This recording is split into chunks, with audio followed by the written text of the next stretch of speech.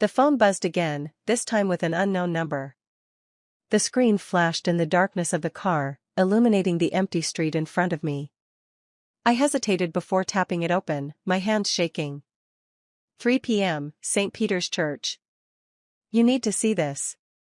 My breath hitched, and for a second, I couldn't even swallow. I gripped the wheel tighter, my knuckles turning white as I stared at the phone, unsure of what to believe. My mind raced, trying to make sense of the cryptic message. Ryan had told me he was working late, something about a late conference call that had to be wrapped up before morning. I had barely seen him for the past few days, always claiming work was demanding, and I had bought into it without a second thought. But now the strange message in the dead of night felt like a slap in the face, and I couldn't ignore it. I glanced in the rearview mirror, the misty haze of rain blending with the fading night. My heart pounded. What was happening? What was this person trying to show me? I couldn't just sit here. I had to know. I threw the car into drive and sped through the quiet streets, the headlights casting long shadows on the wet asphalt. As I approached the church, a sense of dread twisted in my gut. The towering structure loomed in front of me, its old stone walls bathed in the dim glow of street lights. I could see figures moving inside, the soft hum of voices drifting out the doors as they opened. I parked across the street and sat there for a moment, my pulse deafening in my ears. The air felt thick, heavy with anticipation, like something had already been set into motion, and I had no way of stopping it. I reached for my sunglasses, trying to steady my shaking hands. Stepping out of the car, the cold air slapped my face, and I quickly pulled my coat tighter around me. My heels clicked on the wet pavement, each step echoing like a drumbeat as I made my way toward the entrance. The smell of incense and lilies hit me as soon as I stepped through the doors. It was oddly familiar, pulling me back to another time, my wedding day, 7 years ago, in the same place. And then I saw him. Ryan. Standing at the altar in a tuxedo I had never seen before, his nervous smile frozen on his face as he waited for something. And then, she appeared. Lara. My best friend. The one person I had trusted with everything. The woman who had been there with me through all of life's milestones, the one who helped me pick out my wedding dress. She was the bride. The ground beneath my feet seemed to tilt, my stomach churning. The world, my world, was crashing down around me. I couldn't breathe. My fingers gripped the pillar beside me, desperate for something to hold on to. The priest's voice blurred in the background, their vows becoming nothing more than static in my ears. All I could hear was the pounding of my heart and the deafening silence in my mind. Ryan had promised me forever. Lara had promised me friendship. And now, here they were, betraying me in the most sacred place of all. I didn't know how I left. I didn't know how I drove home. But when I walked through the door, it felt like a different house. The air felt heavy, suffocating. I didn't belong here anymore. My phone buzzed again. Ryan. Conference running late. Don't wait up. I poured myself a glass of scotch, watching the amber liquid swirl in the glass. It burned as it went down, and for the first time I welcomed the pain. I didn't want to feel nothing anymore. The text from the unknown number flashed again. Now you know. What will you do about it? I laughed, though it sounded nothing like me. Sharp. Dangerous. Like breaking glass. And just like that, I knew. I wasn't going to let them get away with this. I didn't know how long I sat there, the cold glass of scotch in my hand, the weight of the world pressing down on my chest.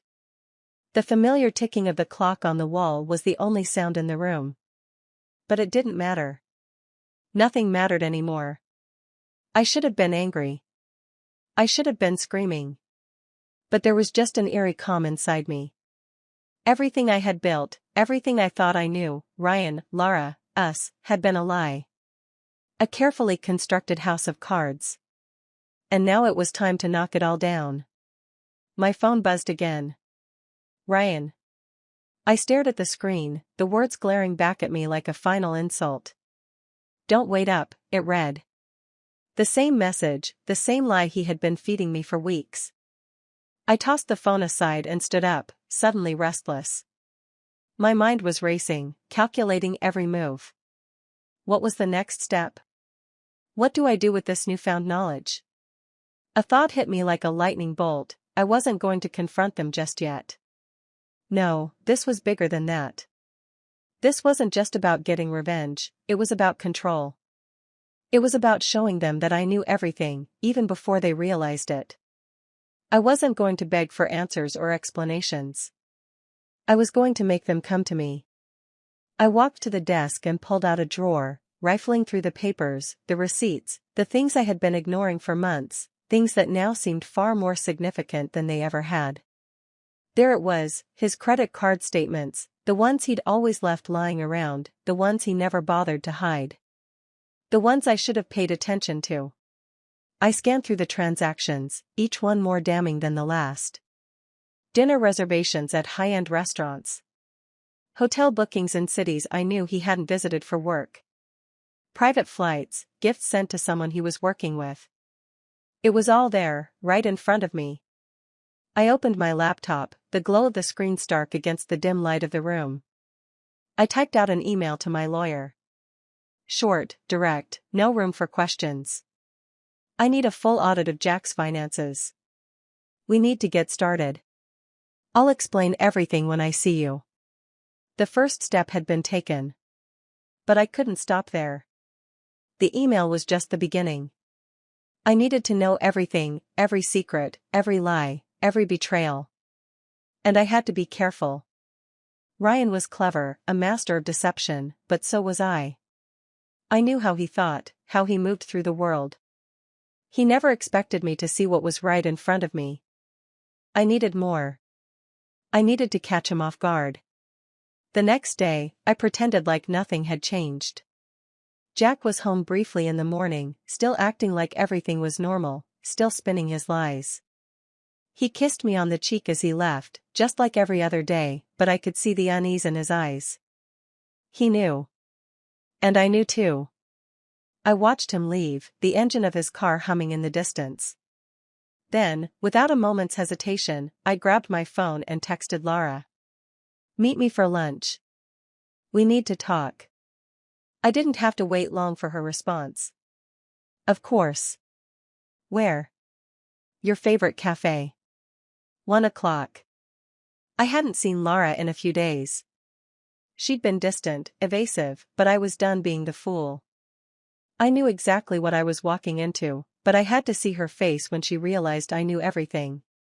The moment she understood that there was no way out. I arrived first. My hands were steady, but my heart raced. As I sat at the corner table, I scanned the cafe, watching the people come and go, pretending like I wasn't about to have the most intense conversation of my life. I could feel my stomach twist in knots. But I wasn't afraid. Not anymore. Lara walked in a few minutes later, her face brightening when she saw me. She still looked like the same woman who had been by my side for years. But now, I could see the cracks beneath the surface, the mask starting to slip. Hey, Clara, she said, her voice too light, too carefree. Hi, Lara, I replied, my voice steady. Sit down. She smiled, not catching the coldness in my tone as she slid into the seat across from me. She still wore the same innocent smile, as if nothing had changed, as if she wasn't wearing my betrayal like a second skin. I've been thinking a lot, I started, my words slow, deliberate. About the wedding. Her eyes flickered for a fraction of a second, but she recovered quickly, a soft chuckle escaping her lips. What's there to think about? It was beautiful, right? We were all there, celebrating. Yeah, I said, nodding slowly. It was perfect. Almost too perfect. Her smile faltered. I leaned in, my voice dropping to a whisper. I know about the trust fund. The one you and Jack set up for your future children. Her face went pale. But she didn't say anything. The property transfers, I continued, eyes locked on hers. The bank accounts. The money you've been siphoning off. She shifted in her seat, her nervous energy palpable. But I wasn't done. Tell me, Lara, I said, voice low, almost a whisper. Was I the backup plan? The cover story? Or was I just your way in? Her breath caught, and for the first time I saw the woman I thought I knew start to break. You don't understand, she said, her voice shaking. I never wanted to hurt you, Clara. You know that, right? I shook my head, leaning back in my chair, eyes never leaving hers. You didn't just hurt me, Lara. You destroyed everything. You ruined my life. And now you think you can apologize and make it better? I didn't mean for any of this, she started, but I cut her off. No, I said firmly, you did this. All of it. And now, you're going to help me take him down. Her face contorted with shock, but I wasn't backing down. This wasn't just about revenge anymore. This was about taking control, about showing them both that I wasn't someone to be trifled with. I had everything I needed. I just needed her to see it. I slid a file across the table, full of bank statements, emails, and contracts. Help me, or I'll take it all to the authorities. You're just as guilty as he is. Lara stared at the papers, her hands trembling as she reached for them. The game was on. The only question now was whether she would fight me, or help me burn it all down.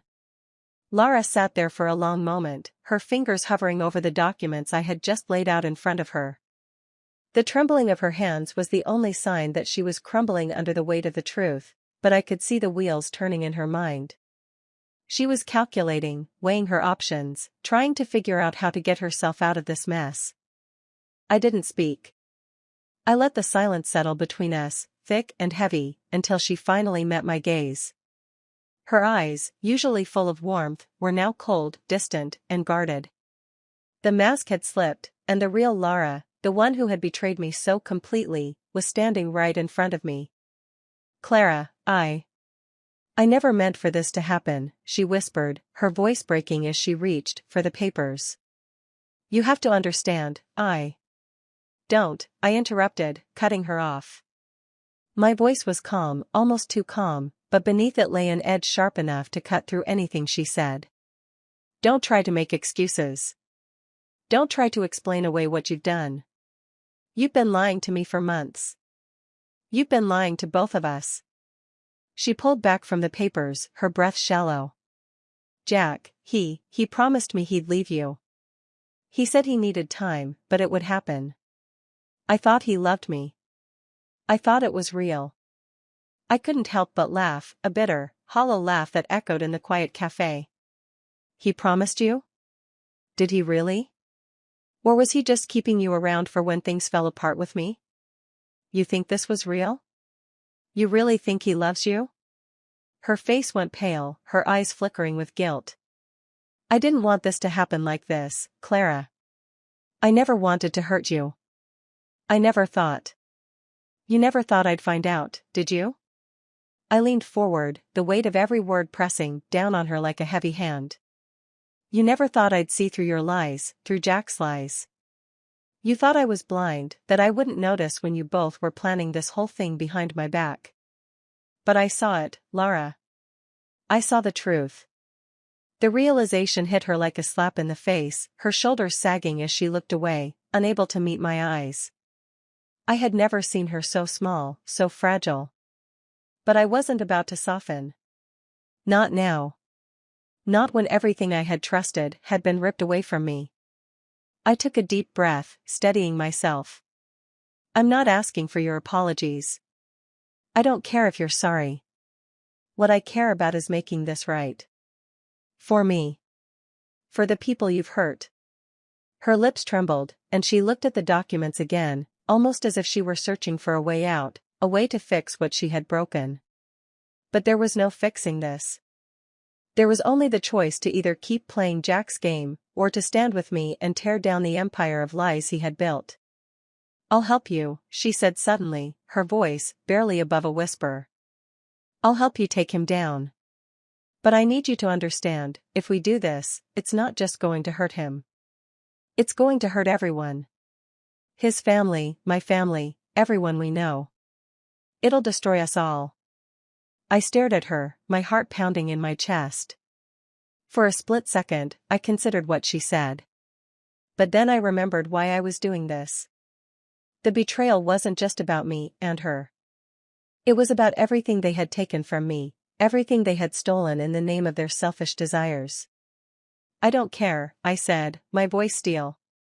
If they're all complicit in this, then they all deserve to burn. I'm not going to stand by and let him destroy everything we built. I'm going to make sure he pays for this. Lara's gaze dropped, her fingers twitching as she took the documents I had given her and started to flip through them, her mind racing. The realization of what we were about to do hit her like a wave, and I could see it in the way her hands shook, the way she struggled to swallow. I'd been toying with fire for so long, she whispered, more to herself than to me. I thought I could control it. Thought I could get away with it. But you can't, I replied firmly. Not anymore. This isn't just about the money, Lara. It's about everything that's been hidden. The truth about Jack, about you, about the life we've all been living. The lies end here. And we're going to make sure it all comes to light. She nodded slowly, the weight of her choice pressing down on her. You're right. You're right, Clara. Let's burn it all down. And just like that, I knew. This was no longer just about me seeking revenge. This was about taking control of my life, reclaiming the power that had been stolen from me piece by piece. I was done being the victim. Now, I was going to be the one holding all the cards. I pushed the papers toward her one last time. We need to move fast. I've already started. I've got everything we need. You just have to keep your end of the deal. If you back out now, I'll make sure you're buried with him. Lara hesitated, but only for a moment. She took the papers and placed them in her bag, her expression hardening. I'm in. But we need to act fast. This isn't just going to be about exposing him. We need to make sure we've covered our tracks. If anyone gets wind of what we're doing, it'll all blow up in our faces. I stood up, looking down at her one last time. Don't worry. I've thought this through.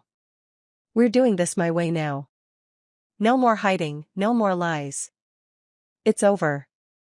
As I walked out of the cafe, the sound of my heels clicking on the floor was the only sound I could hear. I felt a strange sense of calm wash over me, a clarity that I hadn't felt in days. Everything had changed. And now, the game was on. The next few days passed in a blur, a mix of adrenaline, uncertainty, and focus. Every plan, every move, had to be calculated perfectly. I couldn't afford mistakes, not when everything was on the line. Jack and Lara had no idea what was coming for them. But I was ready. I met Lara the following morning, our rendezvous set at a nondescript cafe in the middle of the city. The place was quiet, tucked away from prying eyes, perfect for the conversation we were about to have. When I walked in, Lara was already sitting at the table, her face strained, like she was bracing for a storm. We can't waste any more time, I said, sliding into the seat across from her. She nodded, her fingers tapping nervously on her coffee cup. I know. But Clara, this isn't just about Jack. It's about more than him, more than us. This goes deeper, and it could blow up in our faces. I don't think you're prepared for the consequences. Her words hit me harder than I expected. I had been so focused on revenge, on taking back what had been stolen from me, that I hadn't really thought about the full extent of what was at stake. But that didn't matter. What mattered now was that they had taken everything from me, and I wasn't going to let them get away with it. I wasn't backing down. I don't care, I said, my voice firm. They destroyed my life, Lara. Jack and you both betrayed me. Now it's time to pay the price. Lara looked away, clearly torn, but I saw the hesitation in her eyes, the faintest flicker of guilt. It wasn't enough to stop her from going through with it, but it was enough to remind me of who she had been, my best friend. I've already started gathering evidence, I continued, sliding a folder across the table. These are the documents, bank statements, contracts, emails. Everything we need to bring them down. But we need to move fast. Jack's been too careful, and I'm sure he knows something's off by now. I need you to keep up your end of the deal. If you back out now. I let the words hang in the air, the implication clear. Lara's eyes met mine again, and this time, they were steady. I'm in, she said, her voice quieter now, but resolute. But I'm telling you, Clara, this isn't going to end how you think. We have to be smarter than they are, or we'll end up in the same hole. I nodded. I know. We spent the next hour reviewing the files, going over every last detail of the plan. There was no room for error. Once we exposed Jack and Lara, once the truth came to light, there would be no going back. The people involved, the families, the companies, everything would unravel. And we had to be prepared for that. I left the cafe with a strange feeling gnawing at me, a mix of satisfaction and dread. I knew what I was doing was right, but it felt like the world around me was shifting in ways I couldn't control. The more I thought about it, the more I realized how deep the deception ran, how many people were unknowingly complicit in Jack and Lara's schemes. That night, I sat at my desk, staring at the computer screen. My fingers hovered over the keys as I typed out the final email. I was about to set everything in motion. The evidence, the bank transfers, the property deals, it was all about to be exposed. I hit send. The email was a warning, a declaration that the game was over. It would be sent to the authorities, to the people who could do something about it. But it also had a personal touch. I had included a copy of the documents in a separate file, one that I knew would reach the people who needed to see them, Jack's business partners, his family. And I knew one thing for sure, Jack would get that email before I did. The following day, I got the confirmation I'd been waiting for. The email had been received. The next step was a meeting, one that would either break me or make me stronger. Ryan texted me in the late afternoon. We need to talk. Can you meet me at the house tonight? It's important. I felt a chill run down my spine. This was it. The moment I had been preparing for. Ryan had no idea what was coming, but I knew he would try to spin the truth, manipulate the situation, make it all seem like my fault. But I was ready. I arrived at the house just after dark, my heart racing in my chest. As I walked through the door, Ryan was already standing there, his face tight with worry. What is this about, Clara? He asked, his voice low, guarded. I don't know what's going on, but this whole thing is getting out of hand. I looked him in the eye, my voice calm but cold. It's too late for excuses, Ryan. I know everything. I know about you and Lara. I know about the money, the trust fund, the property deals. I know about the lies you've been telling me for months. He froze, his face draining of color. For a split second, I saw the mask slip, the confident, charming man I had once known now replaced by someone who was scrambling, panicking. This isn't what you think, he stammered, his hand reaching out toward me, but I took a step back. Don't, I said, my voice ice. You don't get to do this. Not anymore. You lied, you betrayed me, and now you're going to pay for it. I've already sent everything to the authorities. It's over. He staggered back, his face contorting with disbelief. Clara, please, he begged, his voice desperate. You don't understand. It wasn't supposed to be like this. I smiled bitterly, shaking my head. No, Ryan. It's exactly what you wanted.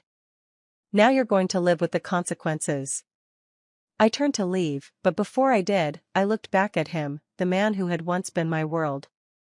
You never really knew me, did you? You never realized who I was capable of becoming. But you're about to find out. As I walked out the door, I felt a strange sense of relief wash over me. I had taken the first step toward reclaiming everything they had stolen from me. And I wasn't done yet. This wasn't just about exposing the truth. This was about taking control of my life again. The days following that night were a blur of tension and anticipation. I watched as the storm began to form on the horizon. The storm I had started, the one that would destroy everything in its path. It was terrifying and exhilarating all at once. I had taken the first step, but the final blow, well, that was yet to come. Ryan didn't reach out to me after that night. His silence spoke volumes. I knew he was scrambling, trying to figure out how to bury the truth before it got out. But it was too late for him. The truth was already in motion, and there was no turning back. I spent the next few days meticulously watching and waiting, ensuring that everything was falling into place. Lara had sent me a message, apologizing again, her words filled with remorse, but I wasn't interested in hearing them. Apologies didn't fix betrayal. They didn't erase what had been done to me, to us. The phone rang one evening, and the number flashing on the screen made my stomach drop. It was Lara. I knew it was time for her to come clean, time for her to face the consequences of the mess we'd both made. "I need to meet you," she said, her voice tight with anxiety. "It's bad, Clara. It's all falling apart." I could hear the tremor in her voice, and for a brief moment, I almost felt sorry for her. Almost. But then I remembered everything she had taken from me, the trust, the years of friendship, the lies. I couldn't afford to feel sorry for her. Not anymore. "Meet me at the office," I said, my tone firm. "And don't try to back out of this. We're in this together now, whether you like it or not." When she arrived, she looked nothing like the woman I once called my best friend. She was a shell of herself, pale, disheveled, and visibly shaken. The weight of what was coming down on her, on both of us, had taken its toll. "I didn't think it would go this far, Clara," she admitted, her voice shaky as she took a seat across from me. "I thought I could control it. I thought I could keep you out of it. But now it's all coming undone. Jack's losing it. He's scrambling to cover up everything." "I know," I said coldly. "That's why we're doing this. It has to come out. Now. Tonight." Lara nodded, but I could see the fear in her eyes. "He's not the only one panicking. We're both in deep now. If we don't do this right, if we don't stay ahead of him, we're both done." The truth of it hit me like a punch to the gut. I had been so consumed with revenge, with getting back what had been stolen from me, that I hadn't fully grasped the scope of what we were doing. It wasn't just Jack and Lara on the line, it was me too. It was everything I had built, everything I had trusted. "We're already too far gone to back out now," I said, staring straight at Lara. "But we can't let him win. Not after everything." Lara swallowed hard. "What's the plan? We can't just keep digging without a strategy. I've already sent everything to the authorities. The emails, the bank transfers, the property deeds. Everything. It's already in motion. All we need to do now is keep our story straight. Make sure nothing comes back to us." Her face paled further. "What if they find out we were involved? What if he spills everything?" "He won't," I said, the certainty in my voice startling even me. "He's too deep in it. He'll try to protect himself first. He won't risk implicating you, not with everything he stands to lose." Lara leaned back in her chair, letting out a long, shaky breath. "I don't know if I can do this. I don't know if I can keep lying."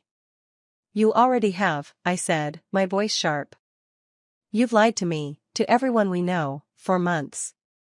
You have no choice now. We've crossed the line, Lara. We either take this all the way or let him get away with it." Her eyes flickered, guilt still eating away at her, but she nodded, resigned. "You're right. We can't let him win." The night passed in a whirlwind of activity. I watched the clock as the minutes ticked by, each second growing heavier than the last. At midnight, I received confirmation everything had been sent to the authorities. The truth was finally out there, and there was no turning back. The next morning, the fallout began. News of the investigation spread like wildfire, reaching the ears of Jack's business partners, his family, everyone who had been unwittingly entangled in his web of lies. By the time I arrived at the house, I knew what I would find. Jack was waiting for me, his face pale, his eyes wide with panic. "I know what you did," he said before I even stepped inside, his voice cracking. "I don't know how you found out, but it's over, Clara. You've ruined everything." I stepped forward, standing taller than I ever had before. "No, Jack. You ruined everything. You thought you could control me, control us.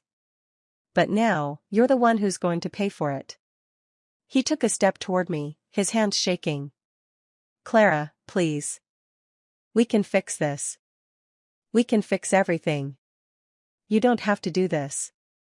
I didn't flinch. I didn't waver. "It's too late for that. You don't get to fix anything. You don't get to take back what you did." I turned to leave, but Jack grabbed my arm, desperation clear in his eyes. "Clara, please. I'm begging you. Don't let them take everything from us. We can start over." I shook my head, pulling my arm away from his grasp. "There is no starting over, Jack. You made your choice. And now, so have I."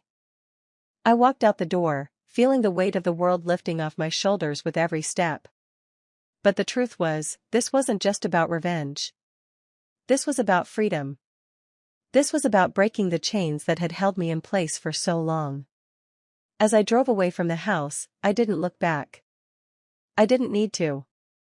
Because for the first time in a long time I was in control. And that was all that mattered. The truth had been exposed. The game was over. And Jack and Lara, well, they were about to learn the hardest lesson of all: you can never hide from the consequences of your actions. Not forever.